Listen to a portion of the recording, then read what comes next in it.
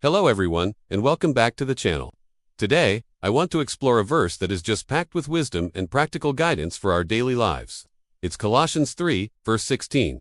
It says, "Let the word of Christ dwell in you richly in all wisdom, teaching and admonishing one another in psalms and hymns and spiritual songs, singing with grace in your hearts to the Lord." Let's break that down. Let the word of Christ dwell in you richly. This isn't just about casually reading a verse here and there. The word dwell suggests making a home, settling in. It's about letting Scripture become a part of who you are, influencing your thoughts, your decisions, and your actions. And not just a little bit, but richly in abundance, filling every corner of our hearts and minds. Think of it like this. If you're building a house, you need a solid foundation and quality materials. The Word of Christ is that material for our spiritual lives. When it dwells in us richly, it equips us with wisdom. This isn't just head knowledge. It's the practical, God-given wisdom to navigate life's challenges, to understand ourselves better, and to see the world from His perspective. The verse then moves from the internal to the external, from me to we. It says, teaching and admonishing one another. Our rich understanding of God's Word isn't just for us to keep. We're called to share it within our community. We teach, which is to build up and encourage. And we admonish, which means to gently guide and correct with love when we see a brother or sister straying.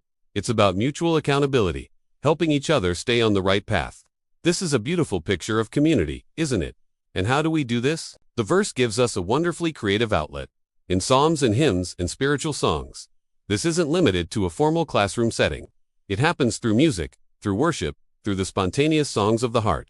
Music has a unique way of embedding truth deep within our souls. When we sing together, we're not just making noise. We're reinforcing theology, encouraging our spirits, and uniting our hearts. Finally, the verse reminds us of our motivation, singing with grace in your hearts to the Lord. Everything we do, the studying, the teaching, the singing is ultimately an act of worship directed to God. It flows from a heart filled with gratitude for His grace. It's not about performing for others, but about offering a sincere, heartfelt song of praise to the one who saved us. So, let's challenge ourselves this week. How can we let the word of Christ dwell in us more richly? And how can we use that richness to build up those around us, all for the glory of God? Thanks so much for watching. If this message resonated with you, please give it a like, and consider subscribing for more content like this. We'd love to have you as part of our community.